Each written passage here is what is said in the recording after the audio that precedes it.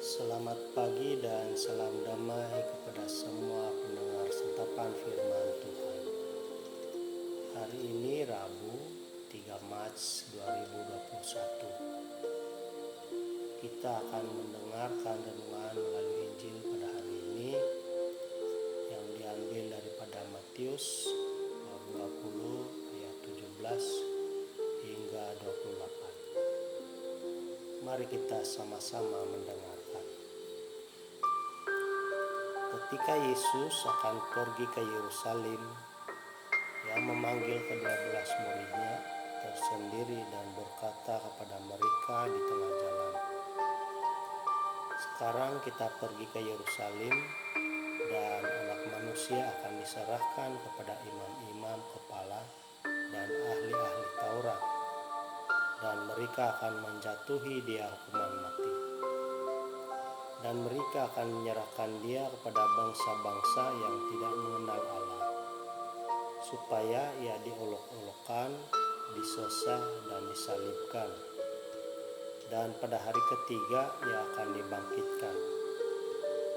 Maka datanglah ibu, anak-anak Zebedeus serta anak-anaknya itu kepada Yesus, lalu sujud di hadapannya untuk meminta sesuatu kepadanya. Kata Yesus, "Apa yang kau kehendaki?" Jawabnya, "Berilah perintah supaya kedua anakku ini boleh duduk kelak di dalam kerajaan-Mu, yang seorang di sebelah kanan-Mu dan yang seorang lagi di sebelah kiri-Mu." Tetapi Yesus menjawab, katanya, "Kamu tidak tahu apa yang kamu minta. Dapatkah kamu meminum cawan yang harus kuminum?" Kata mereka kepadanya, "Kami dapat." Yesus berkata kepada mereka, "Cawanku memang akan kamu minum, tetapi hal duduk di sebelah kananku atau di sebelah kiriku, aku tidak berhak memberikannya. Itu akan diberikan kepada orang-orang bagi siapa Bapakku telah menyediakannya." Mendengar itu, marahlah ke-10 murid yang lain kepada kedua saudara itu. Tetapi Yesus memanggil mereka lalu berkata, "Kamu tahu bahwa pemerintah-pemerintah bangsa-bangsa memerintah rakyatnya dengan tangan besi, dan pembesar-pembesar menjalankan kuasanya dengan keras atas mereka. Tidaklah demikian di antara kamu. Barang siapa ingin menjadi besar di antara kamu, hendaklah ia menjadi pelayanmu. Dan barang siapa ingin menjadi terkemuka di antara kamu, hendaklah ia menjadi hambamu. Sama seperti Anak Manusia datang bukan untuk dilayani, melainkan untuk melayani dan untuk memberikan nyawanya menjadi tebusan bagi banyak orang." Demikianlah Injil Tuhan. Terpujilah Kristus. Saudara-saudari,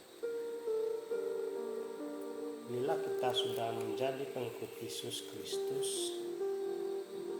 kita sudah tahu siapa kita dan apa tingkat kita sebagai pengikutnya. Sama ada hanya menjadi pendengar firman Tuhan atau sebagai pelayan yang melakukan perintahnya. Jika hanya sebagai pendengar dan tidak melakukan apa-apa, upahnya hanya Tuhan yang tahu memberi. Manakala jika kita sebagai pelayan dan melakukan perintah dan kehendak Allah, upahnya juga hanya Allah yang tahu memberinya. Matlamat utama dalam penjarahan hidup kita di dunia ini adalah untuk memperoleh kehidupan kekal dalam kerajaan Allah. Namun saudara-saudari, semua itu bergantung pada sikap dan cara hidup kita semasa di dunia ini. Upah, ganjaran, dan kedudukan dalam kerajaannya hanya Allah yang tahu dan layak memberinya. Saudara-saudari yang terkasih, dalam Injil hari ini, Yesus sendiri mengatakan bahwa tidak berhak memberikan kedudukan kepada kedua muridnya, yaitu Yakobus dan Yohanes, seperti mana yang diminta oleh ibu murid.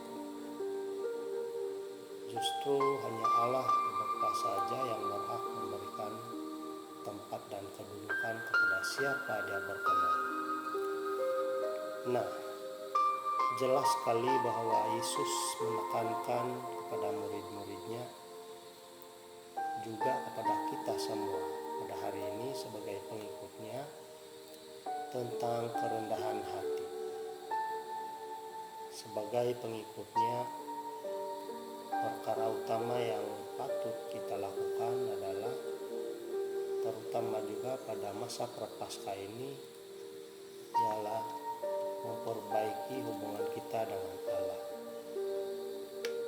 Bertobat, beramal kasih kepada sesama, selalu bersikap rendah hati, dan selalu mendengar sabda Tuhan melalui Alkitab. Juga sentiasa mengikuti perayaan Ekaristi dan berani mengakui dosa di hadapan Allah.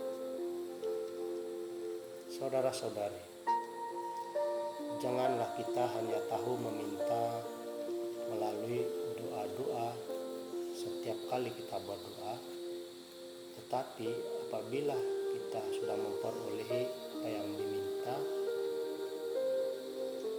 kita tidak tahu memberi kepada sesama.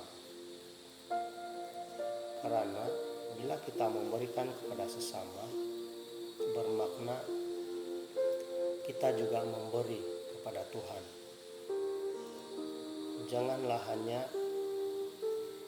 kita hanya minta dilayani, tetapi kita tidak tahu melayani. Kita sudah dianugerahi dengan talenta melalui bakat-bakat yang kita ada, tetapi kita menolak untuk menjadi pelayan dalam apa saja pelayanan.